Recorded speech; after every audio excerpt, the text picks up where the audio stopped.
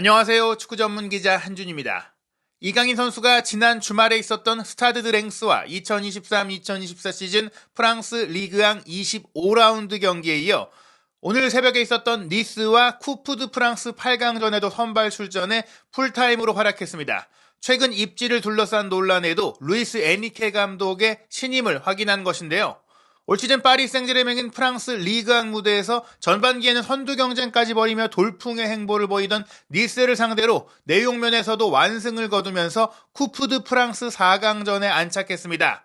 리그앙에서의 단독 선두 질주 그리고 챔피언스리그 8강 진출에 이어 쿠프 드 프랑스 4강까지 오르며 구단 역사상 첫 트래블 달성에 대한 기대감이 고조되고 있는데요. 이 중심에서 활약한 이강인 선수, 니스와의 쿠프 드 프랑스 8강에서는 어떤 활약을 펼쳤는지 주요 장면과 세부 기록을 통해 분석해드리도록 하겠습니다. 파리 생제르맹이 3월 14일 한국 시간으로 새벽에 열린 니스와 쿠프 드 프랑스 8강전 홈 경기에서 3대1로 승리하며 4강에 진출했습니다. 파리는 전반 14분 음바페 선수의 선제골로 기선을 제압했고 이어 전반 33분 파비안 루이스의 추가골까지 나오면서 쉽게 경기를 풀어가는 것 같았는데요. 2대0 상황에서 전반 37분 라보르드의 추격골이 나오면서 팽팽한 흐름이 이어지다가 후반 15분 베라우드 선수가 쐐기골을 기록한 이후 안정적으로 경기를 마무리했습니다. 이날 경기 선발 명단 살펴보시면 리그앙 경기는 올 시즌을 끝으로 팀을 떠날 것이 확실시되고 있는 음바페 선수의 출전 시간이 조절되고 있지만 단판 승부이자 다음 라운드 진출이 바로 결정되는 챔피언스리그라든지 쿠프 드 프랑스에서는 음바페 선수가 모든 시간을 소화하면서 팀을 이끄는 주장으로 또 활약하는 상황들이 지속되고 있습니다. 이날 선발 명단은 파리 생제르맹이 4-3-3으로 구성했는데요. 왼쪽 공격수로 음바페, 최전방 공격수로 곤살루 하무스, 오른쪽 측면 공격수로 우스만 덴벨레가 배치됐습니다. 중앙 미드필드 라인은 파비안 루이스와 이강인 선수가 좌우 메짤라로 뛰고 비티냐 선수가 빌드업 미드필더 원볼란치 위치에서 뛰었고요. 포백 라인은 최근 부상에서 회복한 누누 멘드스가 왼쪽 풀백으로 뛰고 오른쪽 풀백으로는 하키미가 휴식을 취한 가운데 본래 오른쪽 메짤라가 주 포지션인 프랑스 대표 유망주 워렌 자이르 에머리가 배치됐습니다. 마르키뉴스 선수가 부상에서 회복하지 못한 가운데 두 명의 센터백 조합은 슈크르니아르도 부상 중이기 때문에 1월 이적 시장에 영입한 브라질의 유망 수비수 루카스 베라우드가 르카 에르난데스와 함께 호흡을 맞췄는데요. 베라우드 선수가 어린 나이에도 불구하고 매 경기 좋은 활약을 펼쳤고 이날 중요한 골까지 터뜨리면서 계속해서 좋은 모습을 보이고 있습니다. 돈나루마 골키퍼가 골문을 지켰고요. 니스는 4-3-3 포메이션으로 대응했습니다. 파리 생제르맹 같은 경우에는 조금 기형적인 포메이션이라고 할 수 있겠죠. 본래 윙백이나 풀백 자원이 아닌 자이르 에메리가 포백 상황에서 오른쪽 수비를 받는데 사실 이 경기도 파리 생제르맹이 굉장히 공격적으로 베라우드와 리카 에르난데스를 제외한 모든 선수들이 거의 상대 진영으로 올라가서 미드필드 같이 뛰었고요. 또 하나 흥미로운 것은 우스만 덴벨레가 최근 리그앙 경기에서 가짜 9번 내지 10번 플레이메이커 역할을 오가면서 자유롭게 뛰었는데 이번 경기도 덴벨레가 오른쪽 측면도 소화하긴 했지만 중앙 2선으로 많이 움직여주면서 이강인 선수가 오른쪽 사이드로 올라가고 자이르 에메리도 이강인 선수의 오른쪽 메짤라 위치로 올라가면서 굉장히 많은 선수들을 전진시키고 공을 지배하고 상대 지역을 지배하는 축구를 구사했기 때문에 엔리케 감독이 공을 잘 차는 선수들을 통해서 공을 완전히 장악하고 경기를 풀어가기 위한 방법론 속에서 전술 시도를 하고 있다. 이렇게 볼 수 있는 내용이었고요. 이 가운데 또 파비안 루이스 선수가 어떻게 보면은 엔리케 감독이 부임했을 때 엔리케 감독이 스페인 대표팀에서는 중용하지 않았기 때문에 밀려나지 않겠느냐, 팀을 떠나지 않겠느냐라는 얘기들이 있었는데 오히려 최근에는 굉장히 중앙에서 안정적인 패스 공급과 날카로운 슈팅과 이제 킬러 패스, 주고받는 패스를 통해서 음바페 선수와도 좋은 호흡을 보였고 이번 경기 특히 음바페 선수와 합이 굉장히 좋았어요. 오히려 비티니아나 이강인 선수보다 더욱더 번뜩이는 모습들을 보여주면서 이런 가운데 이제 수비적인 역할이 강조되고 있는 우가르테의 출전 시간이 줄어들고 있는 그런 상황이 되고 있죠. 게다가 이강인 선수가 아시안컵에서 돌아온 이후에는 바르콜라 선수의 출전 시간이 줄어드는 등 새로운 플랜 A가 구축되고 있는 그런 모습인데요. 무엇보다 음바페 선수가 레알 마드리드로 사실상 떠나는 것이 확실시된 이후에는 하무스와 무아니를 공격 라인의 중심으로 세워보려는 시도 속에서 여러 전술이 테스트되고 있고 이 가운데 이강인 선수가 공을 소유한 상태에서 플레이를 전개하고 또 무에서 유를 창조하는 날카로운 킥 한 방으로 경기를 바꿀 수 있는 그런 능력 때문에 중용되고 있다고 볼 수 있겠습니다. 이날 경기 전체 기록을 살펴보면 비하면 파리 생제르맹이 65%의 확실히 앞선 점유율을 기록하기는 했지만 슈팅 숫자는 18대 15로 크게 차이가 나지 않았습니다. 유효 슈팅도 6대 4였는데요. 빅찬스 5대 3, 분명히 파리가 이길 만한 경기였던 것은 맞지만 니스가 3개의 빅찬스를 모두 놓쳤던 불안했던 결정력이었다는 점은 분명히 파리 입장에서도 아주 쉬운 경기였다고 볼 수는 없겠죠. 그렇지만 파리 역시 말씀드린 5번의 빅찬스 중에 2개를 놓쳤기 때문에 수비적으로는 조금 불안정했던 게 맞아요. 기본적으로 하키미 선수가 없는 가운데 오른쪽 측면에 에메리 선수, 이강인 선수 2명이 수비 전환 상태에서 사이드 커버를 하다 보니까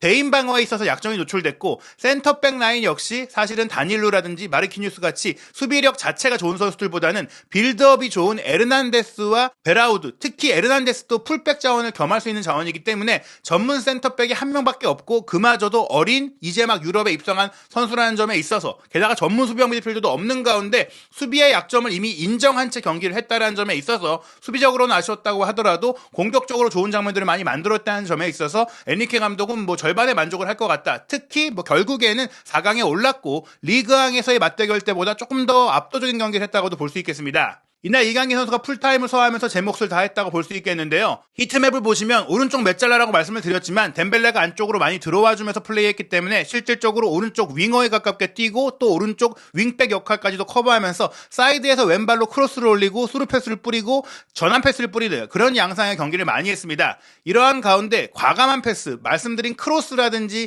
전진 패스, 스루 패스가 많았음에도 불구하고 87%의 높은 패스 성공률을 기록을 했고요. 키 패스도 하나가 있었고 크로스를 4차례나 시도했고 드리블 돌파 시도도 2번 중에 1번 성공을 했습니다. 공 경합이 지상볼에서 10번이나 있었는데 5번 승리할 정도로 공 쟁탈력도 굉장히 잘 보여줬고요.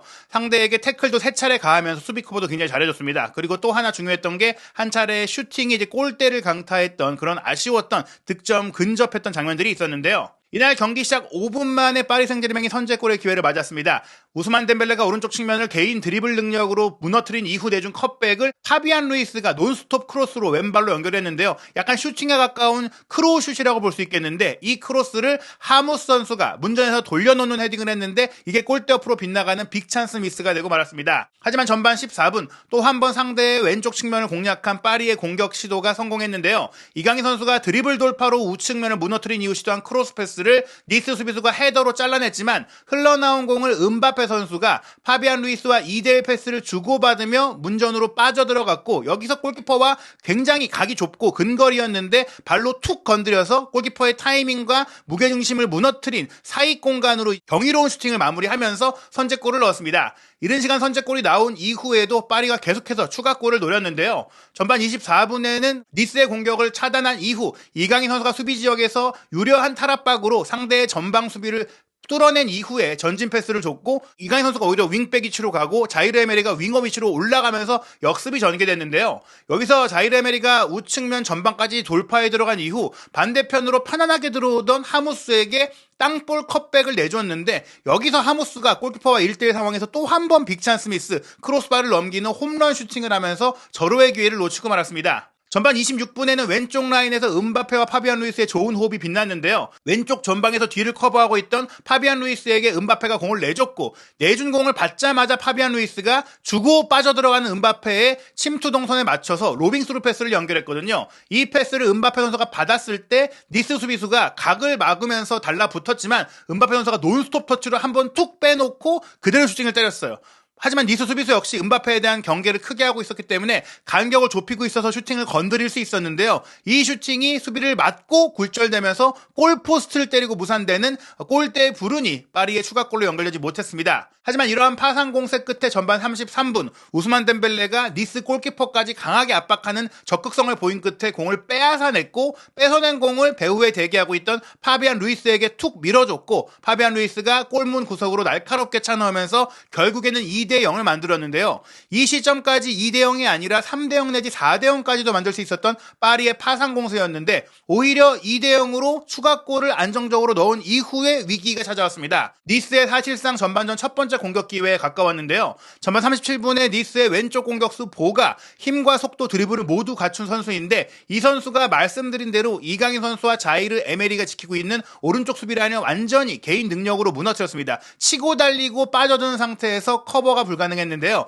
여기서 다행히 마지막 순간에 리카 에르난데스가 보가 선수의 돌파를 차단하고 공을 걷어내는 시도를 했는데 하필이면 이 걷어내기가 비티냐를 맞고 반대쪽으로 흘렀을 때 대기하고 있던 비어있던 니스 공격수 라보르드에게 흘러가고 말았고 라보르드가 이 공을 바로 때려 넣으면서 추격골을 넣었습니다. 이후 별다른 장면 없이 전반전이 끝났는데요. 전반전 같은 경우엔 파리 생제르맹의 볼 점유율이 69%로 매우 높았어요. 게다가 빅찬스가 4대 0일 정도로 파리가 이날 5개의 빅찬스를 만들었는데 그중에 4개가 전반전에 나올 정도로 전반전에 화끈한 경기를 했거든요. 전체 슈팅이 8대 7이긴 했지만 사실 니스의 슈팅 7개는 그렇게 위협적인 장면이 많지 않았습니다. 파리가 2대1로 아슬아슬한 리드를 하고 있는 가운데 후반전에도 파리가 추가골을 넣기 위해 또 공격의 고삐를 당겼습니다. 경기를 조정하기보다는 계속해서 기존의 방식을 유지했던 것인데요.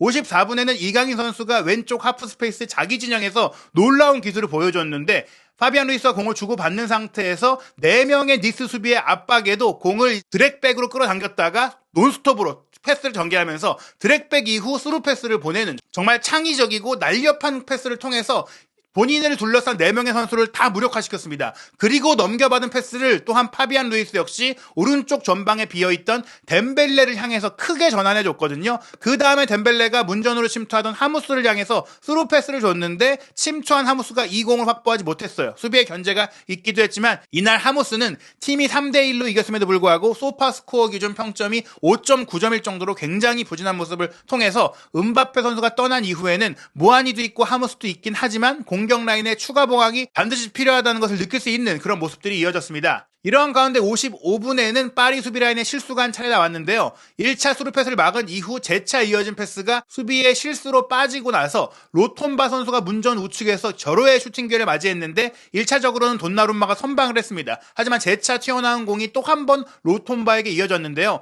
다행히도 로톰바의 슈팅이 골대 옆으로 빗나갔기 때문에 파리 생제르맹이 동점골을 내주지 않을 수 있었고요. 이 위기 뒤에 60분 코너킥 상황에서 뒤로 빼준 공을 비티냐가 오른발 크로스로 연결했는데 니스 수비수 단테가 헤더로 차단하려고 했던 것이 뒤로 흐르고 말았어요. 그렇기 때문에 사실 애초에는 오프사이드 위치로 볼 수 있었던 베라우드 선수가 상대 수비를 맞고 이어진 공이었기 때문에 오프사이드가 아닌 상태로 헤더 슈팅을 편안하게 성공시키면서 3대 1의 쐐기골을 넣게 됐습니다. VAR 체크를 통해서도 이 득점은 오프사이드가 아닌 것으로 인정을 받았는데요. 3대1이 되니까 니스가 추격을 하던 의지를 잃게 됐고 65분에는 페널티 에어리어 우측 후방에 아주 좋은 위치 왼발로 직접 프리킥 슈팅을 시도하기 좋은 자리에서 프리킥이 주어졌는데요. 이강인 선수가 왼발 프리킥 슈팅을 직접 때렸고 정말 날카롭고 강하게 우측 골문 상단 구석으로 향했는데 골키퍼의 손을 살짝 스치고 크로스바를 때리고 나오면서 아쉽게 득점이 되지 못했습니다. 튀어나온 공을 잡으려던 골키퍼가 여러 선수들과 엉키는 가운데 쌍코피가 흐를 정도로 큰 충격을 입어서